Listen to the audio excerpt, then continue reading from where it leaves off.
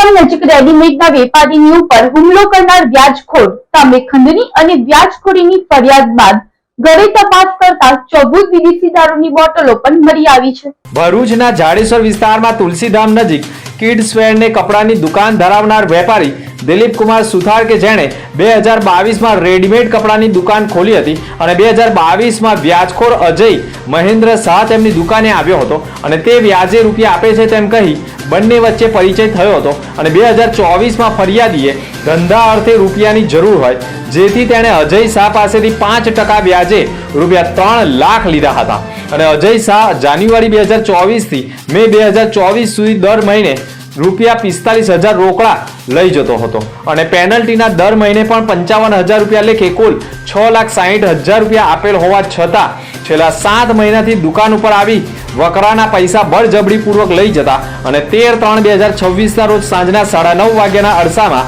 અજય મહેન્દ્ર શાહ ફરિયાદીની દુકાને આવી ફરિયાદીને મા બેન સમાની ગાળો બોલી ફરિયાદીનો હાથ મચોડી 3 થી 4 લાફા મારી દીધેલ હોય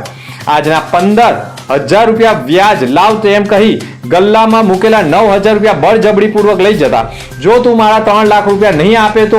રોજ મારકૂટ કરવા આવીશ અને પૈસા તો લઈ જઈશ જેવી ધમકી આપતા આખરે વ્યાજખોર અજય મહેન્દ્ર શાહના ત્રાસથી કંટાળેલા ફરિયાદીએ પોતાની જ કપડાની દુકાનમાં કપડાના જ જથ્થા પાછળ મોબાઈલ ગોઠવી વ્યાજખોર અજય શાહની દુકાનમાં એન્ટ્રી બાદ તેનો પાવર ચોથા આસમાને પહોંચ્યો હોય તે પ્રમાણેનો વિડીયો પણ કેદ થયો હતો અને ફરિયાદી તાત્કાલિક અરજી આપ્યા બાદ પણ પુનઃ અજય શાહે તેની સાથે મારામારી કરતા આખરે વેપારી અજય શાહની દાદાગીરીના વિડીયો સોશિયલ મીડિયા ઉપર વાયરલ કરતા વાયરલ વિડીયો અને ફરિયાદીની સુરક્ષાને ધ્યાનમાં રાખી વ્યાજખોર અજય મહેન્દ્ર શાહ રહે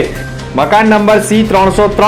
SLD ચામુંડા માતાજીના મંદિર નજીક જાડેશ્વર રોડ સામે ખંડણી તથા વ્યાજખોરીનો ગુનો દાખલ કરી કાર્યવાહી કરી છે। જો કે અજય શાહ સામે ખંડણી અને વ્યાજખોરીનો ગુનો દાખલ થતા પોલીસે તેના ઘરે તપાસ કરવા પહોંચતા તે ઘરે મળી આવ્યો ન હતો પરંતુ તેના ઘરમાંથી બ્રાન્ડેડ એક વિદેશી દારૂની ખાલી બોટલ મળી આવતા ઘરમાં સર્ચ ઓપરેશન કરતા તેના ઘરમાં શોકેસમાંથી 16 વિદેશી દારૂની બ્રાન્ડેડ બોટલો મળી આવતા 44,000નો વિદેશી દારૂનો જથ્થો પણ વ્યાજખોર અજય શાહ કનેથી મળી આવતા પ્રતિબંધિત દારૂનો જથ્થો રાખવા બાબતે પણ વધુ એક ગુનો તેની સામે દાખલ કરાયો છે। હાલ વ્યાજખોર અજય શાહ ભૂગર્ભમાં ઉતરી જતા અને તેના દીકરાના કોન્ટેક્ટમાં વોટ્સએપ કોલિંગ તથા અન્ય રીતે કોન્ટેક્ટમાં હોવાનું પણ પ્રાથમિક અનુમાન લગાવવામાં આવી રહ્યું છે ત્યારે પોલીસ તાત્કાલિક વ્યાજખોરની ધરપકડ કરી સાચા અર્થમાં કાયદાનો પાઠ ભણાવે તેવી માંગ ઉઠી।